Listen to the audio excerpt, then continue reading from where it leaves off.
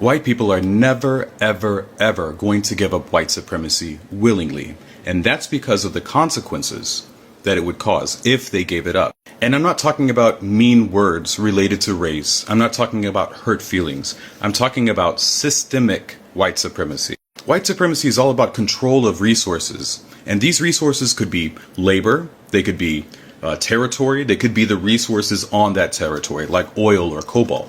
It's also about power, legislative power, economic power, cultural power, or influence. And all these different facets of white supremacy have worked together for hundreds of years to put white people in the place they are now.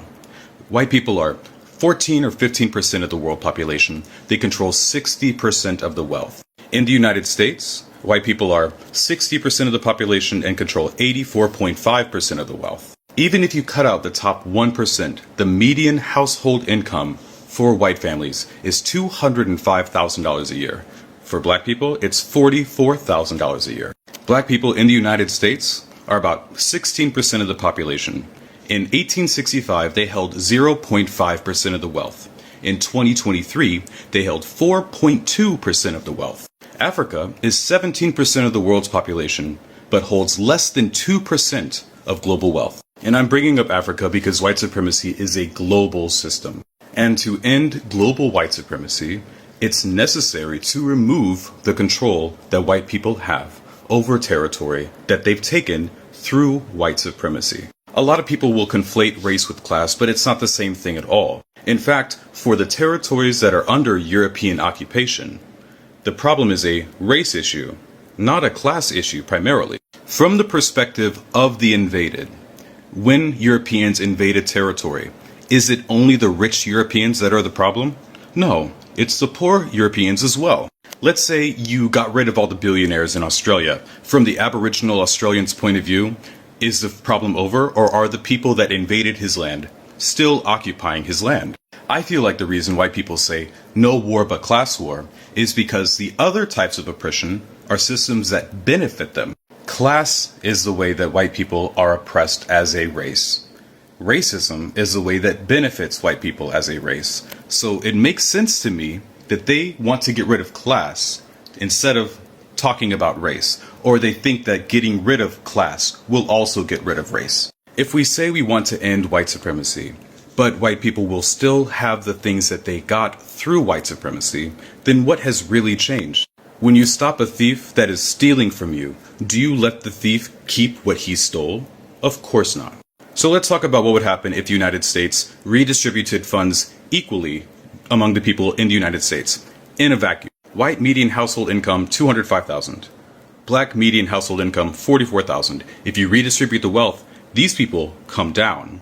The average is like $128,000. That would be a huge jump up for black people, but it would be a huge drop for white people. Then you have to consider how the United States gets that wealth in the first place. The United States is 4% of the population, holds 35% of the wealth. So the wealth that the United States has is based on stealing from other people. If you globally redistribute the wealth that the United States has 4% of the wealth. That's a drop of 30%.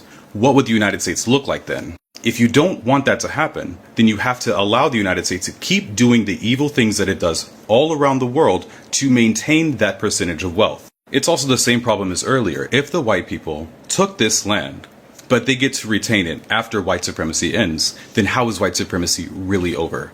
It's not.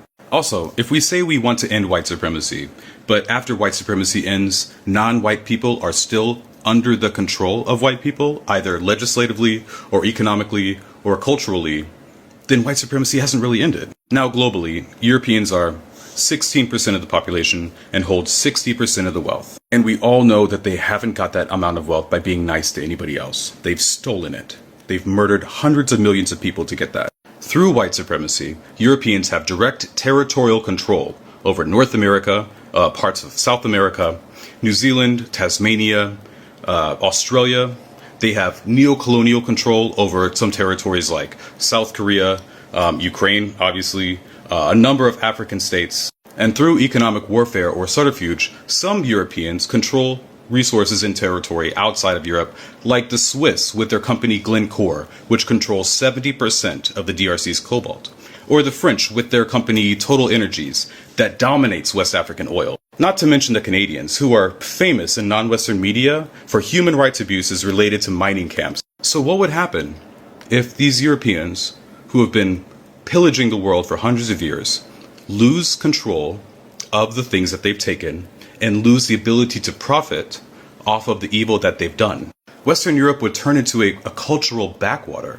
It wouldn't be anything. The basis of its wealth is the exploitation of non-European people. And if you remove that exploitation, there's nothing left. Now, some white people might say to me, well, why can't we all just work together? Why can't we have a global system where we all work together for the benefit of humanity? And that sounds reasonable. But I just don't see the incentive for the global majority to work together with the Europeans who have been oppressing them and contributing labor to the Europeans any longer. Like, how much more labor, how many more resources do you think the Europeans deserve after what they've done and are doing? If you were a slave and you just got freedom, would you work together with the slave master to make sure that he had a better quality of life? Of course not. If you've been exploited by billionaires and you win the class struggle, are you interested in making sure that the ex-billionaire has a fine standard of living? Of course not. The Europeans have worked together against what is good for the majority of humanity for hundreds of years. Therefore, what is bad for Europeans is good for the majority of humanity. Kwame Ture said something similar. He said, what is good for the master is bad for the slave, and what is bad for the master is good for the slave. It's the same thing here. And this is why Europeans will never give up white supremacy. It's the same reason the South would not get rid of slavery, because their economy and their way of life is completely dependent upon white supremacy. It's the basis of their culture.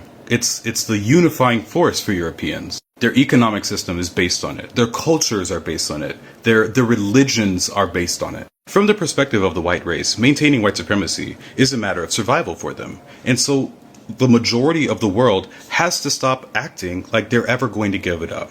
The truth is that it has to be combated.